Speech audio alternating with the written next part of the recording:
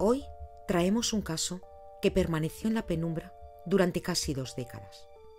El asesinato de Amber Creek, una adolescente de 14 años, natural de Palantine, cuyo cuerpo apareció en un humedal de Wisconsin en febrero de 1997. Fue víctima de una violencia atroz y sin identificación durante un año entero.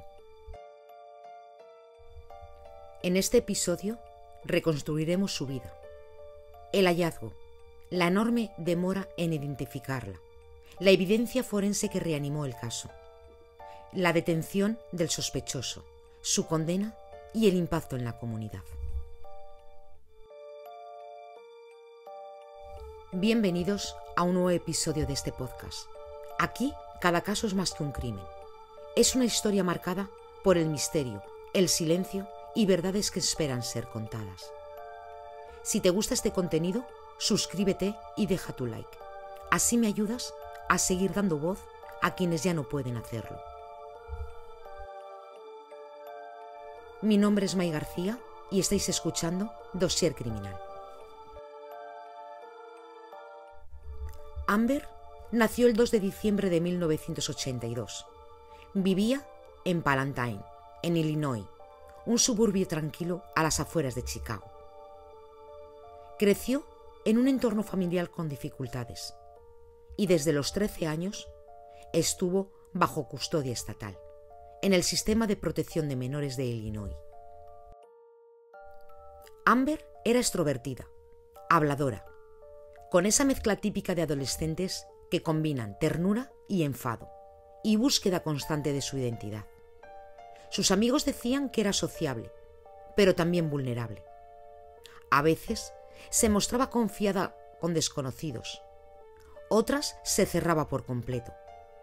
Y en esa franja gris, entre la rebeldía y la necesidad de afecto, se fue tejiendo su historia. Había ingresado y salido de distintos centros juveniles, no porque hubiera cometido delitos graves, sino por su situación de abandono. Uno de ellos fue el de Maryville Academy, una institución de acogida para menores del estado. En enero de 1997, Amber huyó de uno de esos centros, concretamente del centro juvenil de Debke, en Berners Hill. Tenía 14 años y apenas un puñado de pertenencias. Según los informes, se escapó durante una actividad de grupo y desde entonces su rastro se perdió. En aquellos momentos, su desaparición no generó una alerta nacional. No hubo una campaña masiva para buscarla. Para el sistema era una menor fugitiva. Y en ese contexto muchas veces la desaparición no se investiga como un caso criminal hasta que es demasiado tarde. Lo que sí se sabe, y es importante, es que en los días posteriores a su huida, Amber fue vista por última vez en Chicago, concretamente en una reunión informal en una casa privada. Una especie de fiesta. No se trataba de un entorno seguro. Había adultos, consumo de alcohol, posiblemente drogas. Y según se supo años después, también había alguien allí que había notado su presencia más de la cuenta. Pero después de esa noche, nadie volvió a verla con vida. Y aquí es donde la historia se fragmenta. Durante semanas, Amber no fue considerada como desaparecida, ni generó una búsqueda pública a gran escala. Nadie la buscaba con urgencia. Como tantas otras adolescentes en situación de vulnerabilidad, parecía haber caído en una zona ciega. Y eso, en los hechos, significó que nadie la protegiera. El 9 de febrero de 1997, un grupo de personas paseaba por un área pantanosa a las afueras de Wisconsin. Era domingo, y a pesar del frío, porque estaban a más de 10 grados bajo cero esa mañana, algunas de las familias se acercaban a la zona para caminar, otras para disfrutar de las vistas blancas del invierno. Pero lo que nadie esperaba es que aquel día terminara en horror. Fue entonces cuando, en una zanja parcialmente cubierta de nieve, alguien vio algo que no encajaba. Era un cuerpo humano, un adolescente. Estaba semidesnuda, con la cabeza cubierta por una bolsa de basura cerrada con cinta adhesiva. Tenía marcas visibles de violencia en el rostro y señales claras de haber sido golpeada. En la palma de la mano, escrita con bolígrafo, una palabra: G. La policía llegó poco después. Lo primero, acordonar la escena. El cuerpo había sido claramente movido. No parecía una ejecución en el propio lugar. El cadáver mostraba signos de abuso sexual y físico, y la ropa que llevaba no ofrecía pistas evidentes.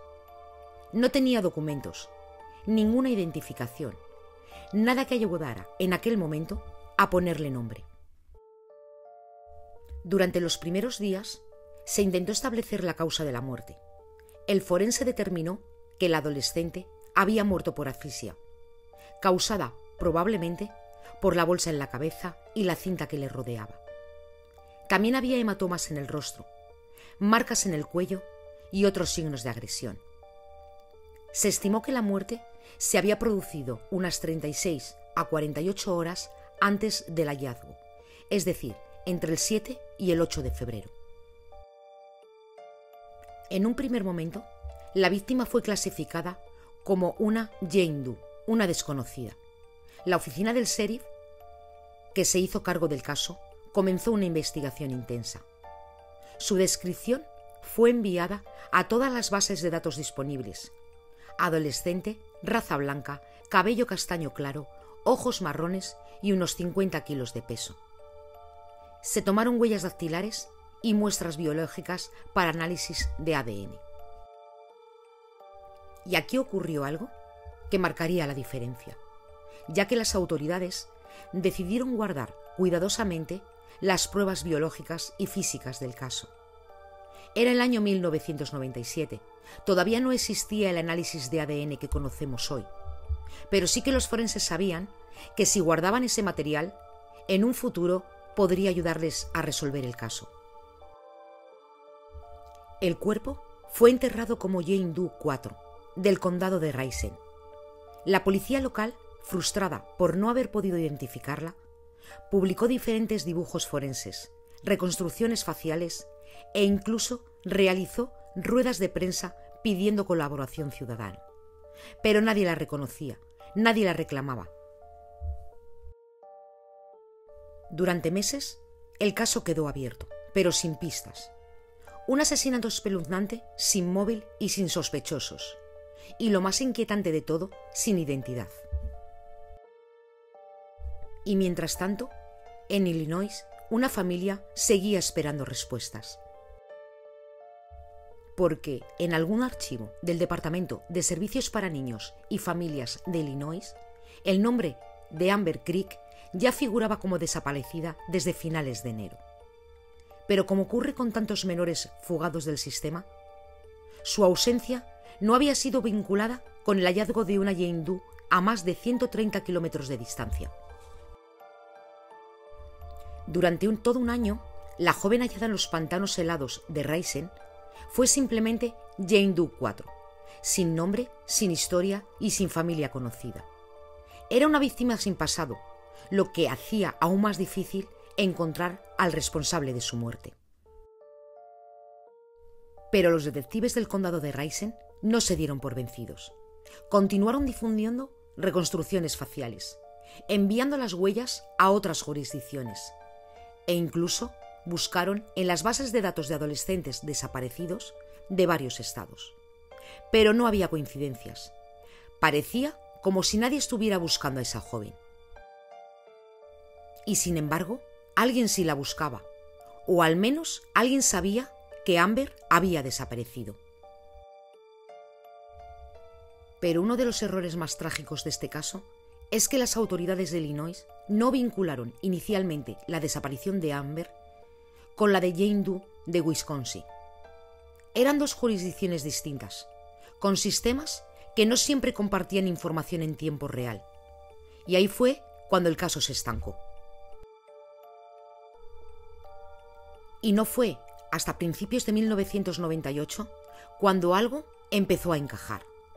Los investigadores del condado de Risen, que no se resignaban a cerrar el caso sin nombre, decidieron enviar nuevamente las huellas dactilares de Jane Doe a varias agencias, ampliando la búsqueda en un intento por cruzar bases de datos más amplias. Y esta vez las enviaron directamente al Departamento de Menores Desaparecidos de Illinois. Y allí, casi un año después de su muerte, se produjo una coincidencia.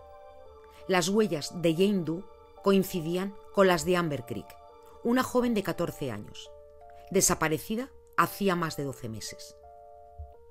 El hallazgo fue devastador.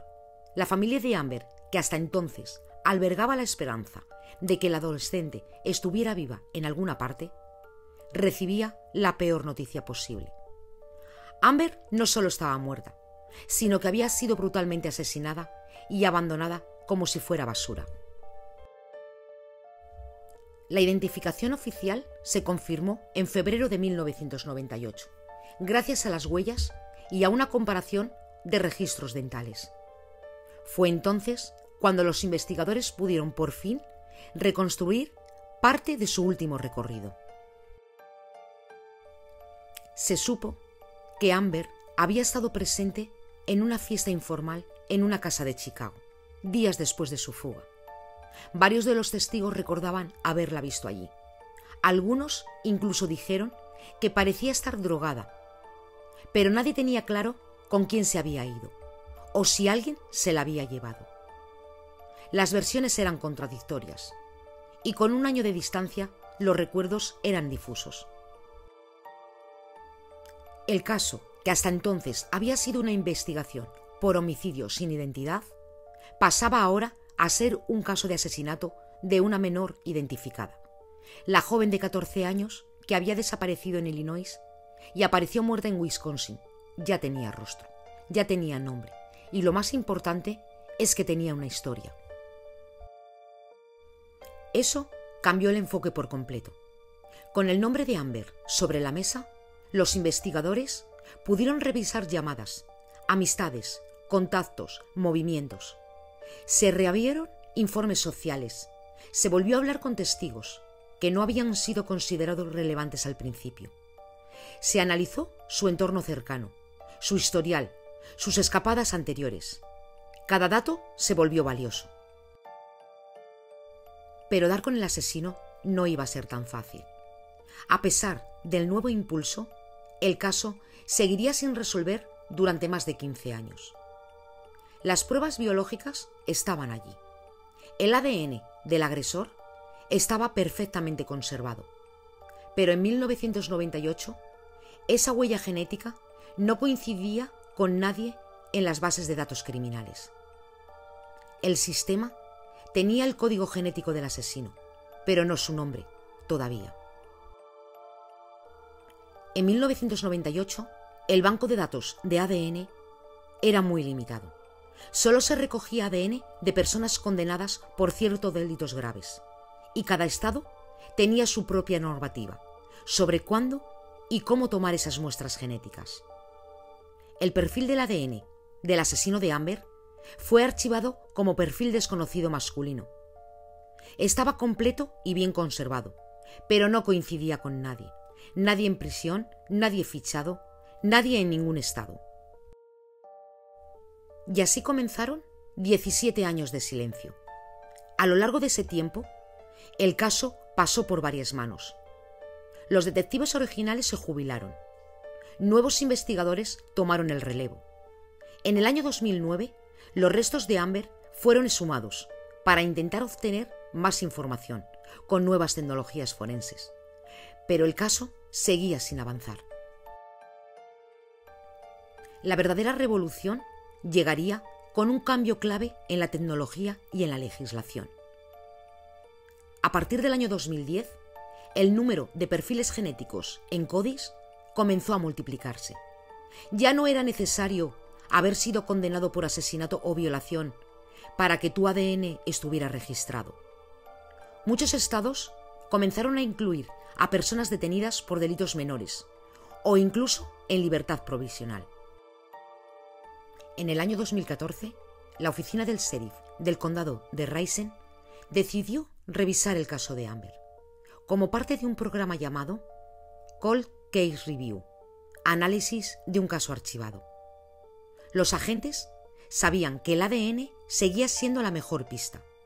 Volvieron a procesarlo, lo enviaron de nuevo al FBI y finalmente en enero del 2015 llegó el resultado.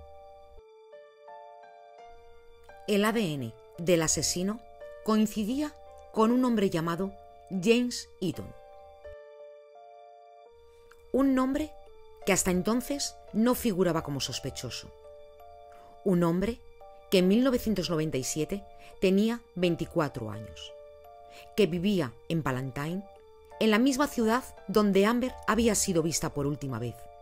Y lo más importante, había estado presente en la misma fiesta donde Amber fue vista tras escaparse del centro juvenil. Su ADN fue ingresado en CODIS, no por un crimen, sino por una condena menor posterior a 2010, cuando Illinois comenzó a exigir muestras genéticas incluso en delitos menos graves. Y gracias a eso, el sistema pudo vincularlo al asesinato de Amber.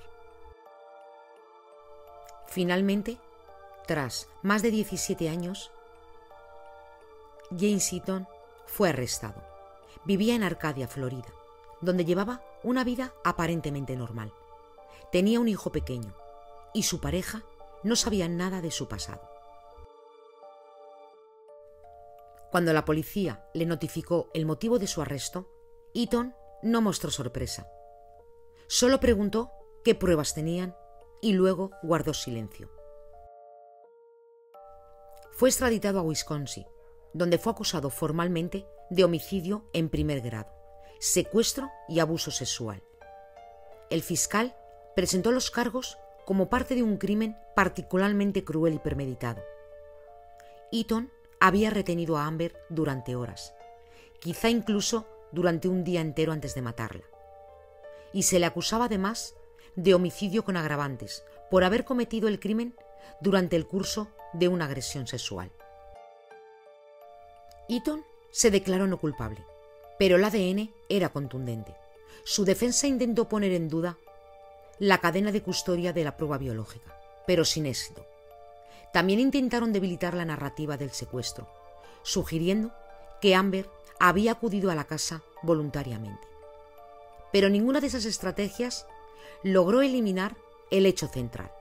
El ADN lo colocaba en la escena, y él no tenía explicación. El juicio fue largo y difícil.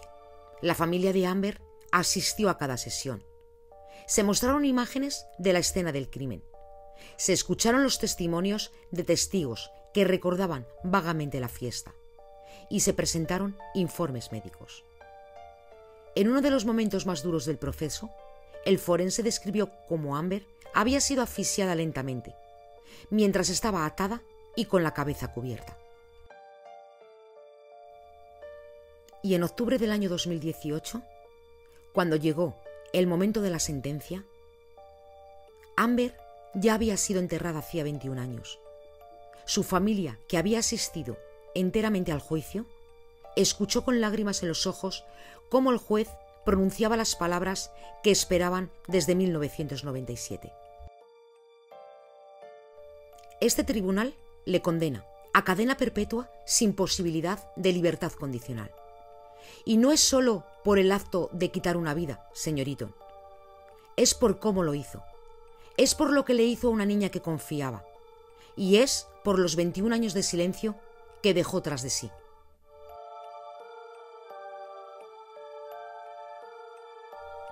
Hasta aquí el episodio de hoy.